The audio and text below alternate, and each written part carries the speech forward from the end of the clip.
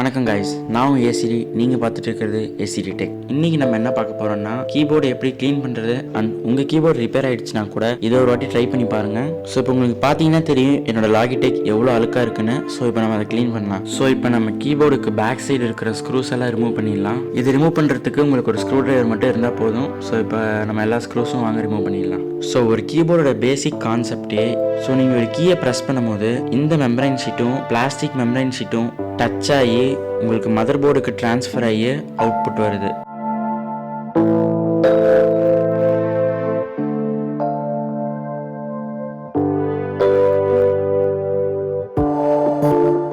இப்போ நம்ம எல்லா ஸ்க்ரூஸையும் ரிமூவ் பண்ணியாச்சு. ஸோ இப்போ நான் எப்படி ரிமூவ் பண்ணுறேனோ அதேமாரி நீங்களும் ரிமூவ் பண்ணுங்கள். ஸோ ஸ்க்ரூ டிரைவரை வச்சு மேலே பார்த்த மாதிரி 4 சைடும் புஷ் பண்ணுங்கள்.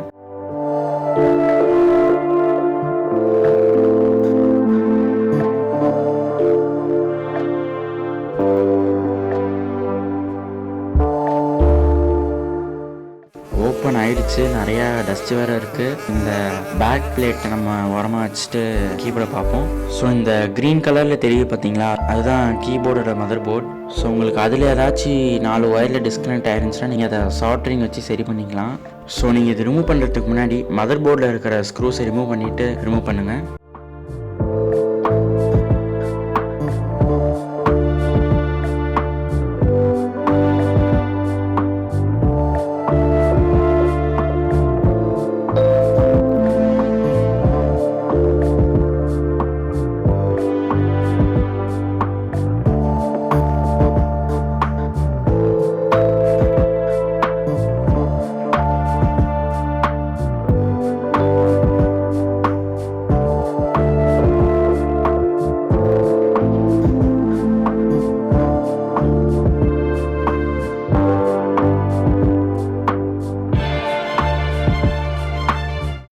ஸோ என்னோட மெம்பரைன் பார்த்தீங்கன்னா எவ்வளோ அழுக்காக இருக்குன்னு உங்களுக்கு பார்த்தாலே தெரியும். ஸோ சில பேத்துக்கு பார்த்தீங்கன்னா இந்த மெம்பரைன் போயிருக்கும். ஸோ இப்போ நான் உங்களுக்கு காட்டுறேன் பாருங்கள் எப்படி ஒர்க் ஆகுதுன்னு. ஸோ என்னோட மெம்பரைன் ஷீட் பார்த்தீங்கன்னா எவ்வளோ டஸ்ட்டாக இருக்குது, எவ்வளோ முடி இருக்குது. ஸோ இப்போ நம்ம அதை க்ளீன் பண்ணலாம். ஸோ நீங்கள் வேணும்னா நீங்கள் மெம்பரைனை வாஷ் கூட பண்ணிக்கலாம்.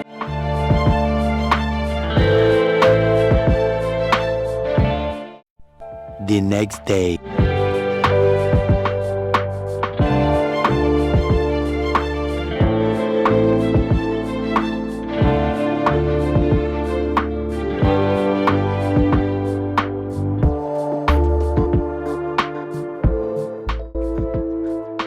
ஸோ இப்போ நம்ம கீபோர்டில் இருக்க கீஸ் எல்லாம் ரிமூவ் பண்ணிடலாம். ஸோ இதுக்கு உங்களுக்கு ஒரு ஸ்க்ரூ டிரைவர் மட்டும் இருந்தால் போதும். ஸோ நான் எப்படி ரிமூவ் பண்ணுறேன்னு பாருங்கள். ஸோ நீங்களும் அதே மாதிரியே ரிமூவ் பண்ணிக்கலாம். ஸோ ஜஸ்ட் பேக் சைடு வச்சு நீங்கள் ஃப்ரண்ட்டில் புஷ் பண்ணுங்கள். ஸோ இப்போ உங்களுக்கு தெரியும் எவ்வளோ டஸ்ட் இருக்குன்னு. ஸோ இப்போ நீங்கள் இதேமாரி நம்ம எல்லா கீஸையும் நம்ம ரிமூவ் பண்ணிடலாம். ஸோ இப்போ நம்ம கீபோர்ட் கீஸை ரிமூவ் பண்ணிவிட்டு கீபோர்ட் பிளேட்டையும் கீஸையும் நம்ம க்ளீன் பண்ணிடலாம்.